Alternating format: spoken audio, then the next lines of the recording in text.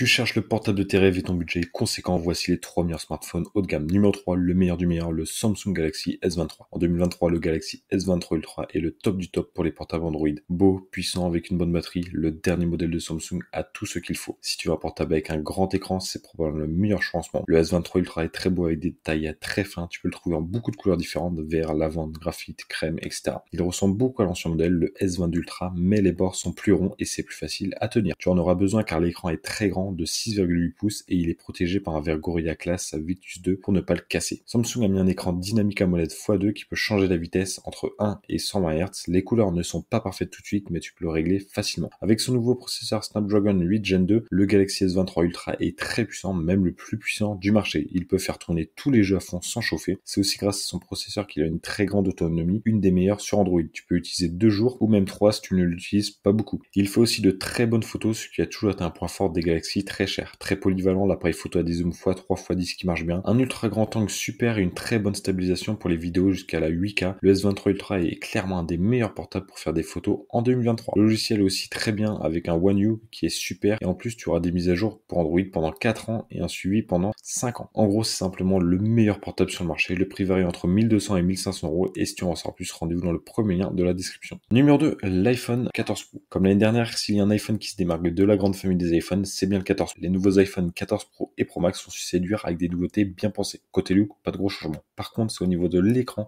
et de ce qu'il y a à l'intérieur que ça bouge. D'abord, l'écran de 6,1 pouces est juste super. L'iPhone 14 Pro utilise un nouvel écran Super Retina XDR qui a une résolution un peu plus grande que celui de l'iPhone 13 Pro, 2796 par 1290 pixels contre 2778 par 1284 pixels. Les couleurs sont presque parfaites. L'encoche est remplacée par une petite zone, le Dynamic Island, qui est une mini centre de notification. Les photos sont toujours super avec un objectif de 12 mégapixels et un objectif principal de 48 mégapixels. Le zoom x2 créé par le logiciel marche très bien. Il est aussi très bon pour les vidéos, surtout avec le mode action qui stabilise bien. Ce nouveau modèle Pro est donc un des meilleurs portables pour faire des photos en ce moment. Apple a mis un nouveau processeur pour avoir de meilleures performances à l'A16 Bionic et on peut dire que ça marche. Il est plus puissant que celui de l'iPhone 13 et ne chauffe pas trop. On note aussi de belles améliorations sur les calculs faits par l'intelligence artificielle. Il y a quand même quelques problèmes comme la charge qui est trop lente, que ce soit avec un câble boussant et le poids qui se fait sentir quand tu le tiens. Mais Apple propose ici un portable qui est vraiment mieux que le précédent. Par contre, il faut bien penser au prix qui a beaucoup augmenté. C'est pour ça qu'on ne peut pas le recommander sans réfléchir. Surtout si tu as déjà un iPhone 13, mais si tu hésites avec l'iPhone 14, prends plutôt le 14 Pro. Encore plus grand, l'iPhone 14 Pro Max avec son énorme écran de 6,7 pouces a les mêmes performances et les mêmes fonctionnalités que le 14 Pro. Avec sa très grande autonomie, il a tout ce qu'il faut. Le prix varie entre 1300 et 1500 euros. Et si tu en veux en savoir plus, rendez-vous dans le deuxième lien de la description.